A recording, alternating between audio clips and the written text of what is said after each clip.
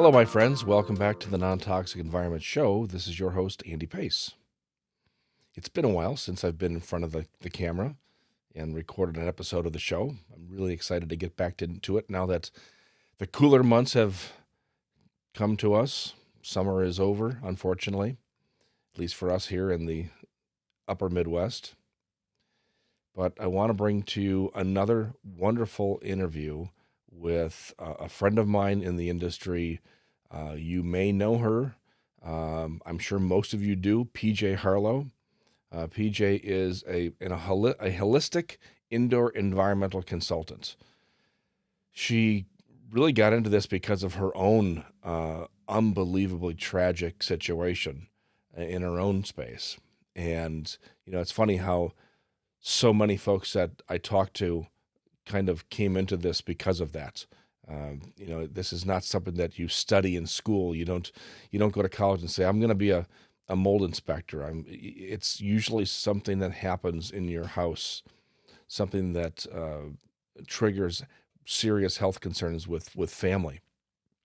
And so PJ is going to talk to us today about how this came about in her household and why she decided that she needed to do something about it, and gives us a great group of tips and tricks, things to look for, items that she can help with.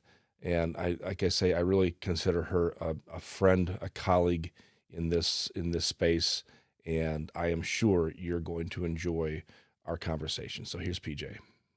Hello, PJ. It's so nice to have you on the show today. Thank you so much. It's so exciting to be here. You and I have crossed paths probably many times with our customers, with our clients, but we've never actually had a chance to speak face to face, virtually face to face. This is actually very exciting for me. So thank you. I really appreciate you coming on the show. Same. I feel like we've been on, projects together and just hearing it. It's so crazy when you meet people in person, and it's just such a pleasure to be here. You've done so much for the community, and I just feel like this is going to be a great show because I know we see eye to eye on a lot of things. And so I'm really looking forward to kind of getting right to it today. Fabulous, and I could obviously say the same thing about you. And while my career has been longer, I'm older, and so I've been at it for a long time. You've packed a lot into the 10 plus years that you've been doing this, and so let's kind of turn back the page a bit and give us an idea of how you came to be a holistic indoor environmental consultant, because this is not what you were in insurance, I believe. Yeah, Okay. yeah. I spent the majority of my career in the insurance industry. I worked for State Farm for over a decade. My family, my mom was in insurance, worked for AIG. So my stepdad was a catastrophic claims adjuster. So we've been very much an insurance family. And it wasn't until I got sick, and I suddenly didn't know that I was living in a water damaged home and got very severely ill. And at that time, this was 2015. Okay. And so there wasn't as many resources as there are now. And Right. so it was very difficult to finally figure out what was wrong with me. But my situation was very severe. Like, I was bedridden for 18 months and just truly debilitated. Even leaving mold didn't help me heal, Wow. and there were as many people who kind of take this path learn it. Mold can be a trigger, and it can also be an illness in and of itself. I had a SIRS diagnosis. I have all the genotypes. I have mold illness, Lyme. The whole gambit. I Yeah. got the great package, Right. uh, and it's kind of a little bit of a sad story how I fell into this work. I didn't really choose it, to be honest. When I was going through all of that, my children were also sick, not as severely as me. And their father, who I was not married to, did not believe in any of this, as many people kind of face this in relationships and families and things. And so, because we had shared custody, it became a really big issue.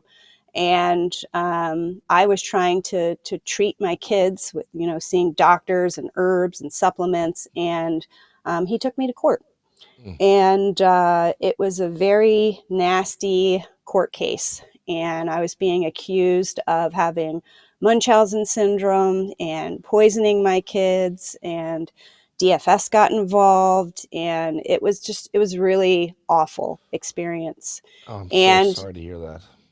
thank you. But because of that, I had to like save my kids, and I had to dig deep and learn everything I possibly could about mold illness, SIRS, my environment, water damage, microbiology, building science, everything I possibly could to be able to defend myself, because my lawyer didn't know anything, and I ended up running out of money and didn't, because I was also sick at this time, Right. lost my house, lost my job, my car got repossessed. It was like the worst time of my life. And I ended up winning. And After that, it was like I couldn't go back. Right. It was one of those things where like I was changed so much by this experience, and the losses were so much, the pain was so intense that, at one point I was just really kind of even thinking to myself, wow, this is how people kind of give up, you know. But I didn't. And I even though I lost all faith and everything, I didn't. And I turned it around. I went back to school and was determined to like not allow this type of situation to happen to someone else. And that was really kind of the genesis of PJ Harlow Wellness. And I started out health coaching and working with people's health. And then it very organically moved into the environment. And I felt like a lot of my clients were asking me, well, what do I do with my stuff, and how do I read this test, and should I do air testing, or should I do ERMI or mycotoxin, and how do you clean mycotoxins, and how do I find a healthy home? And so I started offering that as a session. My husband came on board at that point, and we continued to expand our education. And now here we are today. And Wow. amazing. We've helped, over 4,000 clients at this point, and just, have a very thriving, practice that really I kind of feel is a little pioneering on what we do. I would say so. I mean, as you can imagine, I interview people on the show all the time, and I hear, it's not quite to the extent of your story, but I hear from a lot of folks that they got into what they're doing now because of a personal health journey themselves, one of their kids, and that kind of got them on this path. Yours was catastrophic, and I commend you for being able to find the strength somewhere to do something with this knowledge. It's and especially in 2015, 2016, back then, the SIRS really wasn't talked about. MCAS wasn't talked about. When I got started in '93, chemical sensitivity (MCS) was like the topic, and all of my clients who I worked with at the time had chemical sensitivity or multiple chemical sensitivity, or what used to be called sick building syndrome or environmental illness. But in the last 10 years, and I would say specifically maybe in the last 5 years, mold, anything mold related has just exploded in a knowledge base. And so 10 years ago, when you were first looking at this saying, I've learned so much about this, I need to give back and I need to be able to do this for others. I mean, where do you go for an education besides just jumping into it with people and helping? I mean, that's pretty much what I was doing. I mean, I had my health education. I Mhm, did become a certified holistic health practitioner. mhm, And so I had that as my base.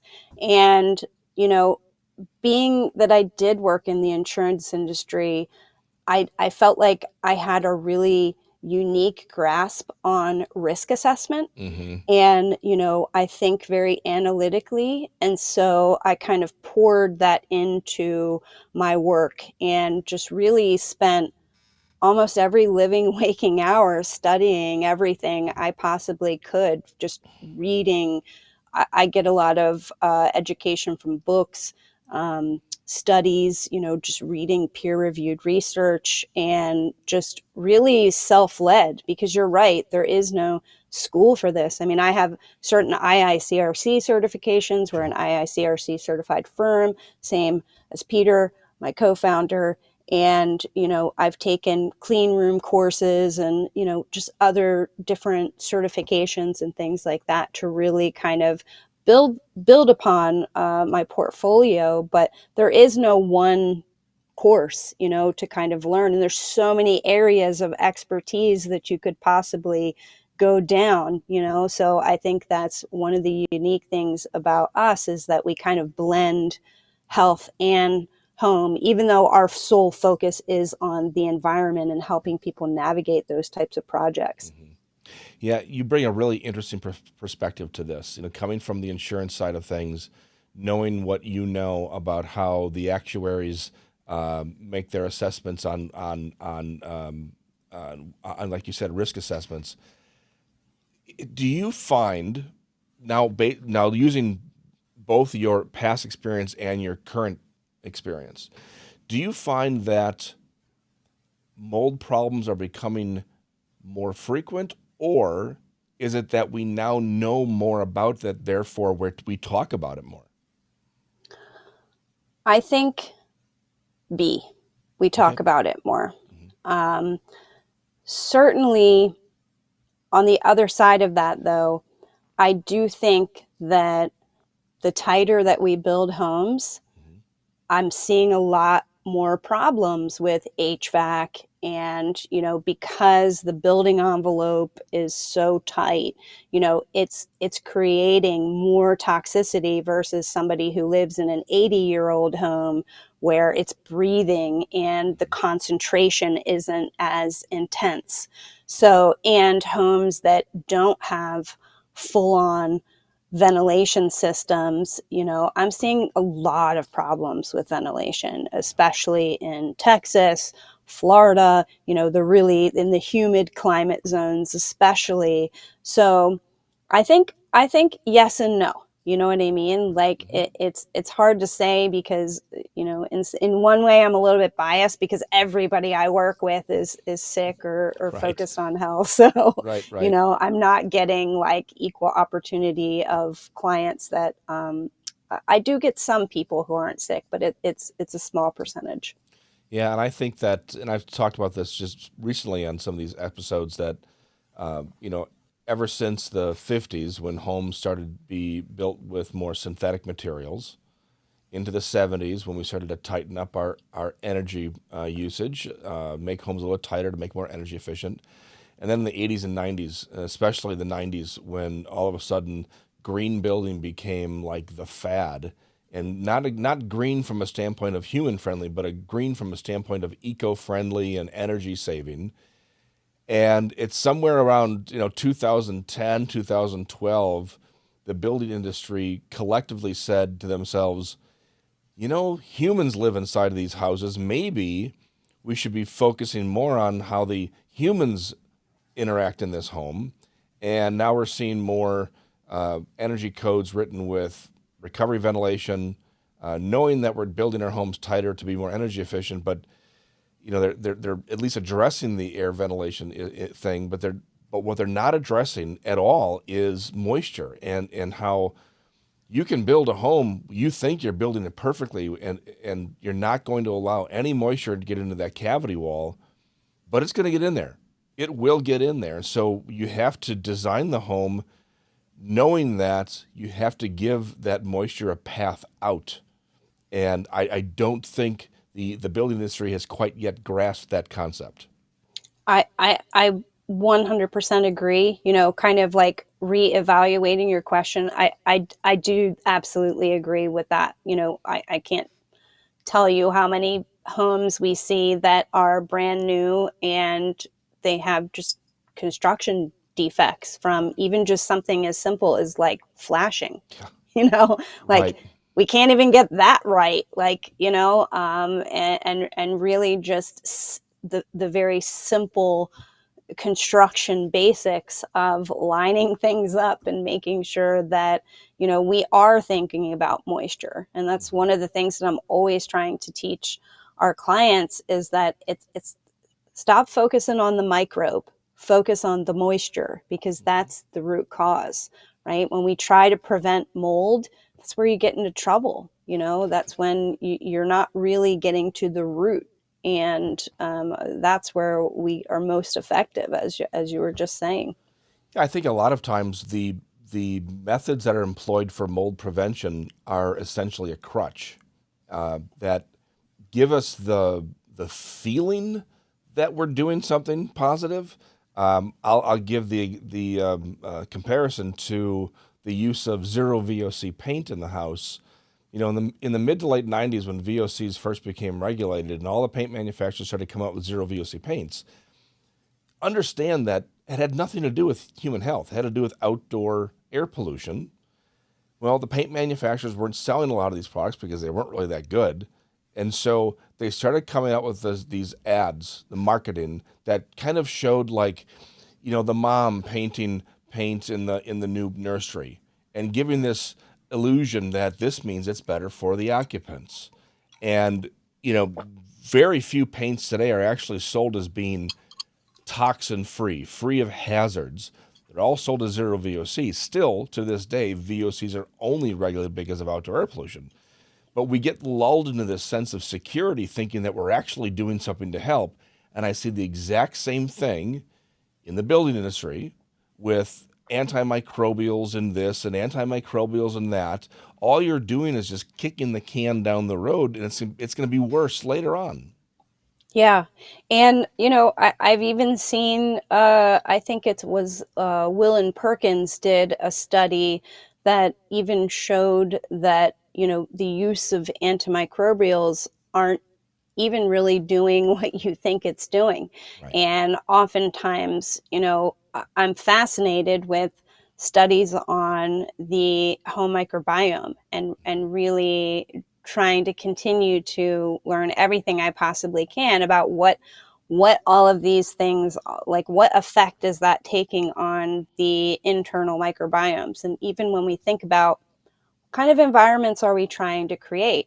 You know, I do a lot of work with clients who are going through remediation, and oftentimes, you know, they're kind of presenting the idea that like we should sterilize our homes to some degree, you know, Right. just overuse of antimicrobials. And we have to kind of think like, well, what is the end goal here? Are we trying to create a hospital like environment? Because that's Right. not how I want my home, you know. And when we think about that, what is the result of a hospital like environment? Then they have hospital acquired, you know, infections, Right. staph, Hmm. MRSA, C. diff. You know, that's the kind of byproduct of that constant push for sterility, where I look at my home like the gut, right? I want a nice, balanced microbial ecology Hmm. because we're microbial beings. We're supposed to be exposed to both good and bad microbes because that's what ultimately teaches our immune system resilience, you know? Yeah, this has been a kind of a rant of mine lately. Is the this quest for perfection, and we were talking off air about this. I was at the CERS conference back in June, and I absolutely love what they're doing. The information is amazing. These people who are giving these presentations, I mean, just some of the most intelligent people I've ever met in my entire career. However, it's this: if you're somebody who suffers from CERS, there's this overwhelming feeling that if I don't get this right, it's almost as if they think they have one shot at this, and if their house isn't perfect, then I'm going to make things worse. Why do it at all? And then you go take to the next level, which is who can afford to do this? The 1% of 1% of clients of mine that can actually afford to do anything it takes, no matter what. So I'd like to talk to the 99% of my clients who aren't in that position. And I really like to talk about celebrating all the wins, large and small. Every step forward is a step forward. It's making an improvement. And so how do you juggle that? Because I know, especially from the medical side of things, there's a lot of practitioners who are saying you have got to get out of your house. That house is sick. Okay, but where are you going to go? That's not, just slightly better. They'll force you to build something that is, as you say, like a sterile hospital environment. And I don't think it's smart. I don't think it's affordable. And eventually, you're just going to be causing more problems down the road. Yeah, I totally agree. And, I feel like I know where some of this comes from. When we really kind of analyze, who the people that are kind of, usually we have like doctors, remediation, inspectors, Mm-hmm. maybe an HVAC. Like these are the people on the team that most people are getting their information from. Mm-hmm. And this is really how this whole role of ours evolved as, consulting, is because people need a guide. I love that doctors are really kind of like filling these gaps in the journey to try to help people with their environment. Mm-hmm. But to be very honest, a lot of information that they're giving is wrong to people. And I hate to say that. And then people get panicked, Mm-hmm. and, um, you know, I try not to live in the world of absolutes, always, never, things like that, because it's really not realistic. It's not Right. pragmatic. And, those types of like, you have to, it's very rare that I would ever tell somebody that they have to, that it's wise to get out of their house. In fact, of the thousands of clients that I've worked with, I can count on one hand the time that I've ever said, hey, I think it's really a good idea that you exit. Yeah. I try to leave it up to the people, but there's always a workaround, Mm-hmm. and people always have options. But to live in this kind of like, type of scenarios where we're telling people based off what evidence? Do Mm-hmm. you know what I mean? Sure, Right. there's kind of the optimal, but there's other options, and that's what I think is something that is not being given to people, and that's why they often feel hopeless. Yeah. And it's you and I who have to deal with. I say deal with like it's a burden. It's not a burden, but it's there's a lot of weight on our shoulders when we're dealing with clients who are so sick, and yet they're being told they have to move out of their home. Again, you're the perfect example. You lived this, and you were completely left with nothing. Imagine all of our clients who are going through a similar situation, maybe not as severe as yours, but severe enough where they're being told you need to rebuild your house. And mold remediation is expensive. We all know that. Good mold remediation is probably going to cost you, between 10 and 30% of your home price to do mold remediation. Not everybody can afford that. Very few people can afford that. But then to take it even further and say just sell the house and move on, we have to give people other avenues, and again, allowing them to celebrate the smaller wins. And I think also from a standpoint of the medical professionals, I think it might be, if you're looking at a person as more of like stats, and I'll sort of relate this to the the building industry from a standpoint of building science.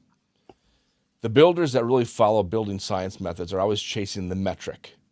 They're always chasing the energy efficiency, energy usage, the cost, and so forth, cost return on the investment. And I think a lot of times medical professionals kind of get caught up in those same types of metrics, but from a medical standpoint. And if they can't control the current environment where the client's living, the fear is that it's going to skew the numbers when they look at all those stats. And they'd rather just say, start with a clean slate and we'll figure it out. We'll see where you're actually at. But that's just not, I don't think it's doable. I don't think it's doable for most people going through this. No, I get a lot of people that come to me and they said, well, my doctor says that I have to get this specific number on the ERMI or they Mm, won't treat me. mm, And I like almost like, when I hear that, because, it's just not something that you don't want to be basing huge decisions like that off of no. one number, especially a score, okay, that was Right. never built for the way that it's being used. Right. Even I see, and that's a whole nother can of worms, talking about the ERMI, but Right. it's the principle of that is that, you're not looking at all of the data here. I mean, for example, when I left mold, I had to move into another moldy house. It Mm, wasn't as severe as my home was, but I still was able to make some progress, even though, and I think that's kind of like it's the black and white that is yes. being presented. Like there's either this one way or nothing. Yeah. And that's not true. There is a very wide spectrum of things that we can do, right? If you can't do choice A or B, okay, well, then what are we working with Mm-hmm. here? And that's what I like to sit down and say, okay, well, what is your budget then? Mm-hmm. Right? How much money do you have? Right. And where are we at? So we can try to figure out some way to try to do something, even if it's just temporary. Nothing Mm-hmm. is permanent, Right. too. Even if Right. it's just maybe we can get some air purifiers and kind of make your bedroom an oasis until you can maybe get some more money or something shifts, and then we can try to reevaluate maybe in 3 to 6 months. And that seems more pragmatic to me. It seems like we're striving for perfection when perfection is never possible. Yeah. So let's strive for tolerance. Let's strive for just a little bit better than it was yesterday. And I think our society is in this, instant gratification for the last 20, 30 years. It's all about, can I take a pill to lose weight? Now it's a shot. Can I, can I, if I buy this device, am I gonna tone my abs in 30 days? What can I do quickly to improve my life?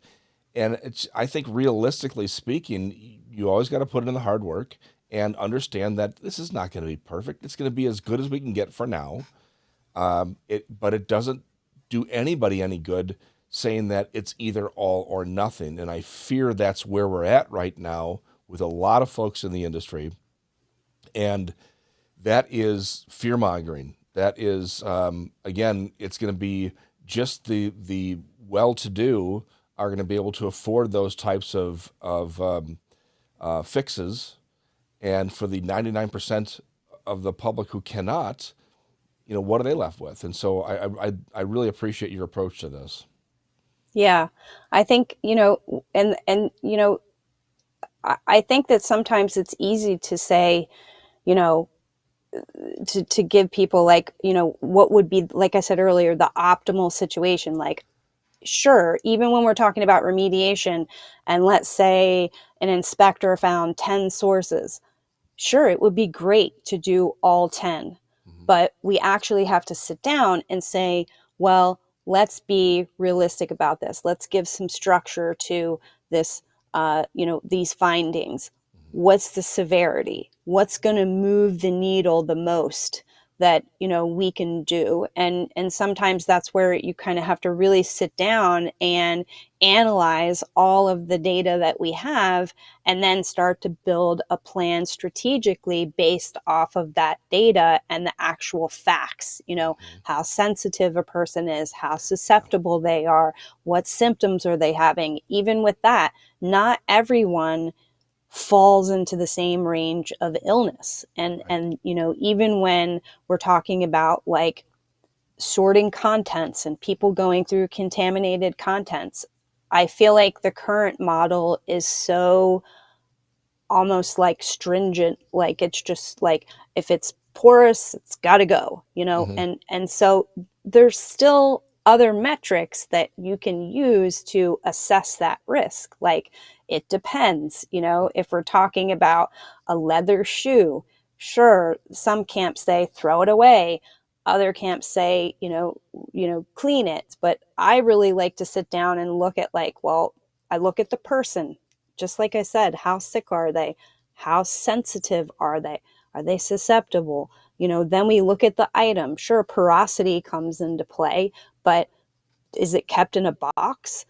How often does it come out? Is it brand new? Did you get it last week? Do you care for it? Do you put leather conditioner on it? All these things are gonna, is it an UGG or is it a high heel? All, Right. you know what I mean? Yep. I'm glad you brought this subject up because I really wanted to touch on this. And this is a question I get quite often through consultations, and I'm not an expert in this, and so I'm glad I have an expert on here to talk to about this. But the question always is: we're coming from one moldy house, and we're going into a new home, because I do a lot of consultations with people who are building new, and I help them build as healthy of a house as we can based upon their budget and what we're trying to achieve. But the question always comes, well, how much of that old furniture can I take with me? And my limited knowledge of this is, well, if you look at a piece of furniture, specifically like, let's say, a dresser, a wood dresser that has a stain and clear coats on it, if all of the wood is sealed with a clear coat and all the wood is properly cleaned, and there's zero sign of any mold that has broken through that clear coat into the stain, into the wood, then can a customer be, um, this is a rhetorical question, I guess, or it be based on the client, but I would think most clients should be okay with that unless they have some super sensitivity. Yes, yes. Okay. Wood is absolutely something that can be cleaned pretty easily and very, very much salvaged. And even if it's a unsealed piece of wood, but it's really quality wood, Mm-hmm. then I would be more in the camp of helping people decontaminate that. It's like the particle board, like the kind of like IKEA e type stuff that Mm-hmm. is real, flimsy. That type of stuff is a little bit different. If it were not painted and sealed, which there can be certain parts on the back and things like Mm-hmm. that. But we also look at the overall risk of, like, well, what molds do we have present? Are there mycotoxins present? And that's going to play into how I recommend to actually decontaminate. I actually uh, had this issue kind of continually coming up with clients where, you know, it wasn't the question of should I get rid of this or keep it, but it was how far do I need to go Right. was the question. And so that really got me thinking. And I ultimately created a program called IRIS, the Individual Risk Influencer Spectrum. Okay. And it's kind of like an automated quiz that my members have access to, and they kind of plug in all of their information on the health side, and how reactive they are, so we can kind of really gauge where their health is at. And then we ask them a bunch of kind of key questions about their environment and circumstances, and then it spits out an intensity level. And there are multiple different intensity levels, and then that is attached to a very specific decontamination track that I will send our members, and then they can follow that and it's kind of more um, individualized and personalized based off of their circumstances rather than just everybody do the same exact cookie cutter, specific thing.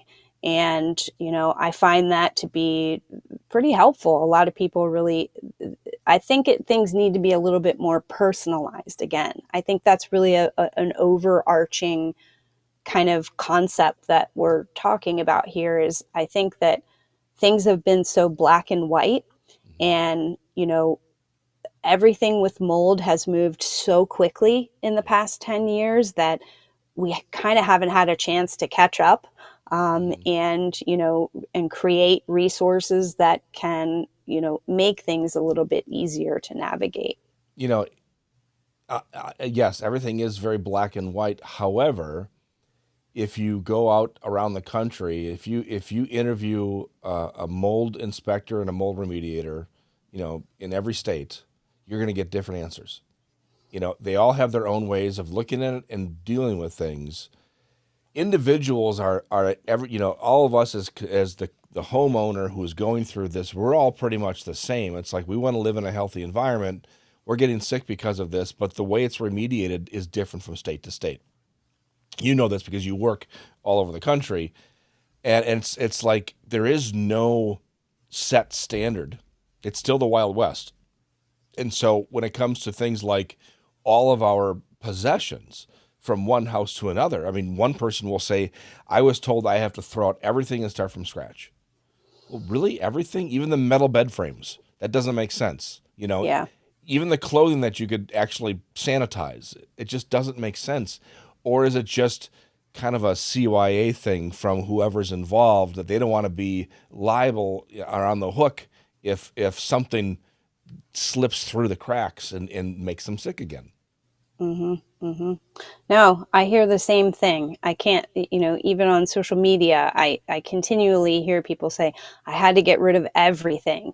And, I think that sometimes people say that because it's such a traumatic thing to have Hmm. to like go through your stuff and throw it away. Yeah. And I mean, I know because I got rid of so many things because I just didn't know, I Right. threw away my kids' baby pictures and like, Mm. and things like that. So, you know, uh, I can understand that, but even I didn't throw away everything. Hmm. I didn't throw away my license, there's my wedding ring, Hmm. things like that. So I think that that term, is thrown around a lot, Hmm. but I think it's almost kind of like just because people are it's such an emotional thing, Yeah. it feels like everything, right? But it Yeah. really isn't. And So it's so, a lot of hyperbole in those words. yeah, words matter, Mm. and as you were even saying with remediation, you're totally on the money, and that's why it makes it so hard for people going through remediation, because I feel like there's this idea that if I just find the right company, if I Mhm. just find, they're gonna do it right. And the way that I don't know how other people do it, but the way that we have found a successful model for this type of project is we understand that this is a health based project. And homeowners truly need to be involved in the process.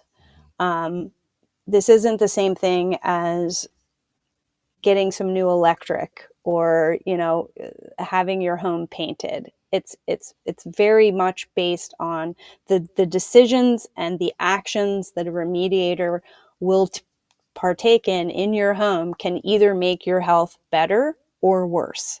So that kind of understanding is critical from the beginning. And so what we're really doing is teaching people how to manage this project and how to articulate what they expect as a result of the remediation, because you can't say, hi, Mr. Remediator, make my home healthy for me, because how does that translate? Right. Then is the remediator going to know what healthy means to you? Right. No, they're going to do what they believe is healthy. And Right. that oftentimes doesn't match what the homeowner thinks, right? Or what they actually need. Again, when we start talking about people, and people have different levels of illness, people have different levels of symptoms, of reactions and sensitivities. So, how you would, I mean, I would love to have one model, but and certainly there are standards to some degree, Mhm. S520 and Mhm. IICRC, Right. and even, the, oh, I think it's the medicalized remediation that Yep. Shoemaker MIR. and Yeah. John Banta and everybody wrote. Certainly there's that as well. But, you know, you need to be the homeowner needs to be able to be in the project as an active member, and not writing the scope per se. The inspection inspector has their role, but they do need to be kind of in the process and in the decision making. And I think that's an important part, and that even plays into, realistically, there is no perfect remediation company either, and remediation companies, it's a hard gig, man. Hmm. This is hard work. You're Hmm. like in a suit with a respirator. It's hot. You can't breathe. You're Right. in an attic. It's a dirty job, Hmm. and very difficult physically, and even on your constitution. And so there's a lot of turnover in the industry as well. I feel really bad for a lot of company owners, because the investment they need to make for one employee, to get them trained up and certified, if you even do that, what's to stop them from turning around and quitting and going and open up their own company? Hmm. It's not like you can make them sign a no compete. Right. Right. um, so, having said that, I mean, that's the way that we've been successful is really helping homeowners take some control, and giving them structure, giving them tools, helping them to understand what to even expect out of remediation. Because a remediator, when their job is done, that doesn't mean your home is healthy yet. Mhm. The home Right. hasn't fully recovered, and I think a lot of people don't understand that. Yeah, I totally agree. I'm just thinking, the industry, the remediation industry, is at right now.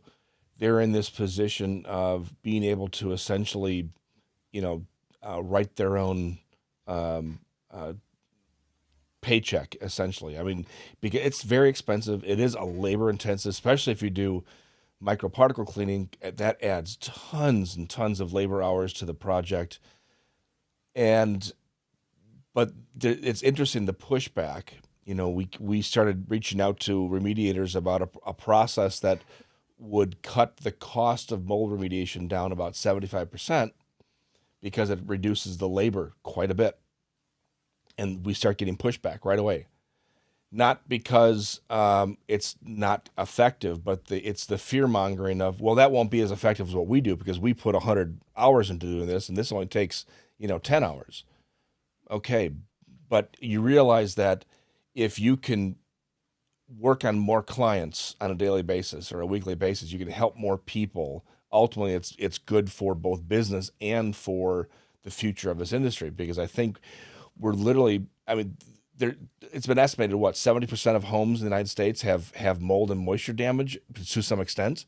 So we're not running out of projects, but we start to get to this point where, again, like talked about earlier, only the very wealthy can afford to do this, and so then we do nothing, and then we get worse. And so we have ways to make mold remediation less expensive. Is it 100% effective? Well, I don't think anything is. So I don't think it's any less effective. The question is, well, what about mycotoxins? And you brought this up too. Testing for mycotoxins. Well, okay, so what about mycotoxins? Then you clean the air and the surfaces of mycotoxins. It's just another VOC, and so that can be done. And so again, we have to allow these types of ideas to develop because we need faster and less expensive ways to do this. Mm-hmm. Mm-hmm. And I feel like, even when you talk about small particulate cleaning and, and the ultimate decontamination, we see a lot of failure in that. And it's extraordinarily expensive. Some of the quotes that I see for, you know, small particulate cleaning, an average size house can be $20,000, Mm, just for that. That's wow. not the remediation.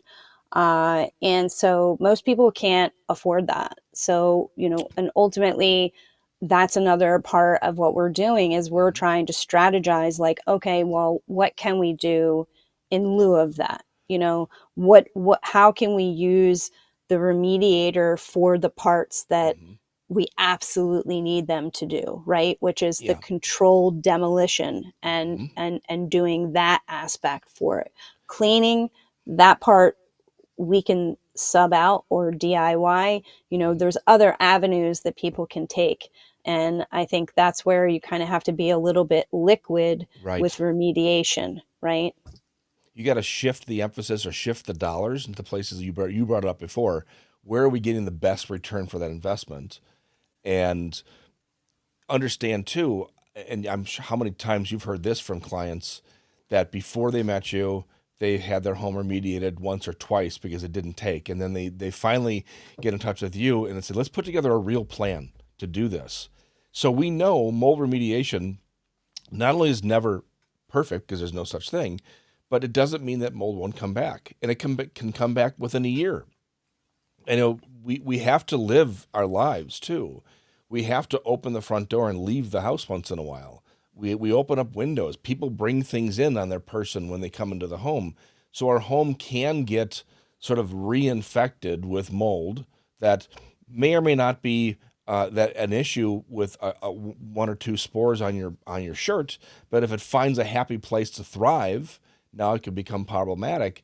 But that's not like guaranteed by the remediators that'll never come back. And so if if if it's not guaranteed that it'll never come back, then why are we spending so much money on doing these things when we know it's not done perfectly? Yeah.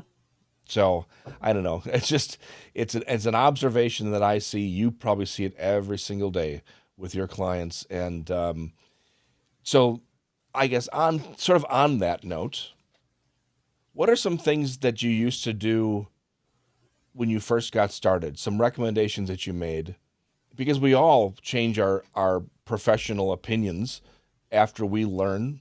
Hopefully, we're all learning every single day. I'm kind of curious, maybe not you personally, but maybe like the industry, some things that the industry said is good to do, but now we look at we're horrified. Like, we ever recommended that? Yeah. For me, I uh, am constantly evolving, things that I learned from the very beginning. When I first started, I thought that ozone was something that would be good for mold. And I even ozoned my own house. Hmm. But now I'm like, absolutely not. Yeah. I would never ozone my house. Now, Okay. I do also have my trauma and crime scene technician training. I'm a certified through IICRC. That's different. Yep. If we're looking at like bacteria, and that type of situation, that's Hmm. a little bit different. But for Sure. mold, I think really understanding the risks that are involved and kind of understanding what that oxidation can actually do by creating other byproducts, aldehydes, and things like that. Hmm. And, and two, I've seen it actually make people's homes worse. And so that's one. Another would be um, at the very beginning when I first started really doing a lot of, taking people through the whole project. I was a believer in using ERMI as a post testing tool. Mm. And now I do not believe in Okay. using that as a post testing tool. I continually saw nobody could get the results Right. that the tests would continually go higher and higher and higher. And we'd get the results back, and then we'd do another, they'd go back in and re-clean, and then they'd wait, and then it's just, it's unrealistic to make people wait and have the whole job sit for 6 to 8 weeks while dust collects. Hmm. And then, like, what if they're in Florida? Right. You know what I mean? That's 6 to 8 weeks. You're just, money is pouring down the drain.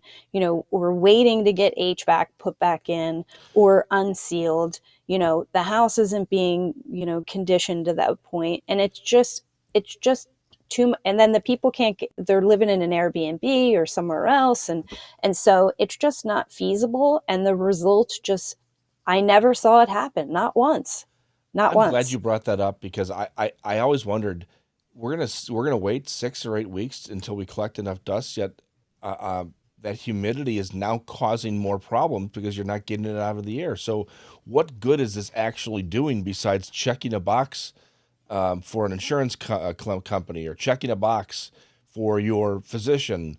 I think it's counterproductive. Yeah, and then I was posing the question to colleagues of mine, well, what are we measuring? Mhm. Because I'd like to know, Right. because if we're measuring milligrams of dust, just Mhm. weight, then, because I was also seeing test results come back, and I'd be like, well, wait a minute, you're telling me this passed, but there's only 2 milligrams of dust here, which you're comparing to 5 from Right. earlier. Of course, it's going to be lower, Hmm. right? So that's not accurate, right? And if you even pick up any dust, when we really think about that, it's still dust from the house. There's going to be dust that works its way out from inside wall cavities that weren't opened up, or interstitial spaces. It's just, we can, even if you have the best cleaner and remediator in the entire world, we're not going to be able to reach every surface in the house. So there's Right. going to be, the reality is, as I said earlier, remediation is when the project, it's kind of like a surgery, is how I place it to, the analogy I use for clients. When you're done a surgery, you're not ready to run a 5K the day after your surgery. You have to recover, and your home needs to recover. And you're going to need to continue to clean after remediation is complete, because there's going to be that residual that kind of works its way out.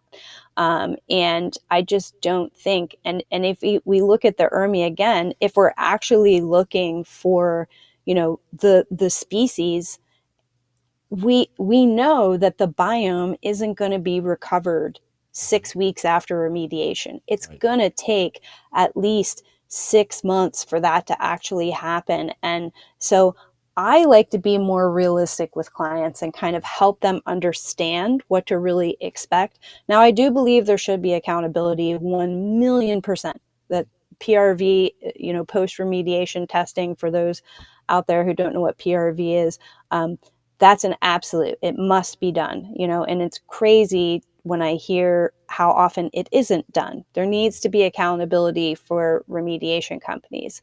And I think that nothing beats a visual inspection, Right.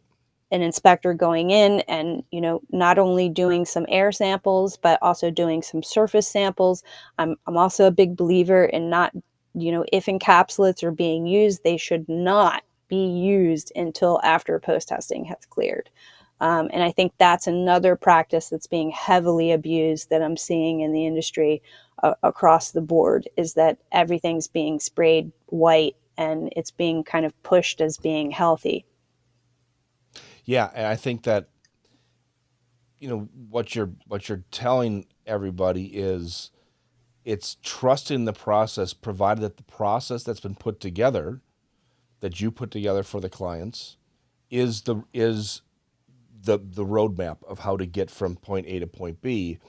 And um, I think all too often, as you mentioned, people rely on the ERMI panel instead of actually using their natural abilities, common sense, their own knowledge to do visual inspections, moisture checks, using infrared cameras for checking for cold spots and things like that are so easy to do. And if the process was followed properly, then all the best we can say is we have taken care of the problem that existed. And from this point forward, anything that happens is a different event because of something else that was not brought to our attention, and it was not an issue. It could be 5 years down the road, and there's a pipe leak somewhere that had nothing to do with the work that was done, and so it could cause that problem to come back. But it's because it's a different event.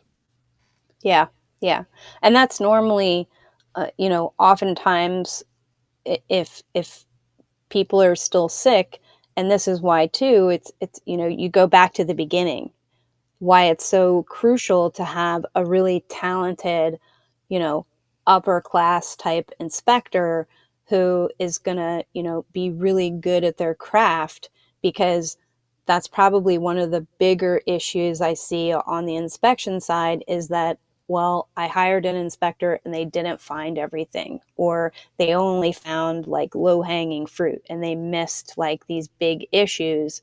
And so that's another part that I really wish we had a bigger pool Mm. of inspectors that really know their stuff. I mean, I know some great guys and gals who Hmm. are amazing at their craft. And, inspection is a talent too, just like a surgeon. Not every surgeon is amazing.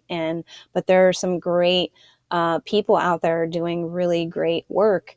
But that part's important too. And you kind of need to, I look at it like, when we work with a client, the very first thing we do is we do an intake, and we kind of learn about what's been happening and why they're here, and get a lot of information about their home, so we can try to understand like what type of expert they might need. Because I know certain IEPs that are really amazing at building science and mechanical ventilation, and that's kind of like their extra side gig. But then I have other guys and women too, who are really into the microbiology and the health side and contamination, and so that's what we really try to do is culminate and help build a team where it's not just based on like zip code. Right. Sure, it would be optimal to have, somebody close by, but that can't be our only metric right Correct. now, because we're just not there yet where we can have a slew of five options. We haven't gotten to that point. The mold industry really isn't that old. Even outside of the United States, in a lot of countries, there is no mold industry, Right. and we have to compromise and figure out how can we try to um, you know figure out a way to get this project done in it as safe as we possibly can, to help this person, and we were talking about that earlier. I think that really applies to that. Without a doubt. Well, I could go on for a couple of hours with you. This is great. It's just fantastic conversation. PJ, I will definitely link all of your information in the show notes, and so people can reach out to you. I encourage anybody who is even thinking about going through a process like this to reach out to PJ first, and have PJ put together your roadmap on the best plan moving forward. And you are welcome to come back on the show anytime, because again, I think your experience, your history, your what you went through, really, it's just some people were just born for a particular job, and I think that 10 years ago you didn't know why you were going through everything you were going through, but I think somebody else knew that was this is going to be your path forward, and I'm so glad that you saw that and you took advantage of it. Thank you. Thank you so much. And I could talk to you forever.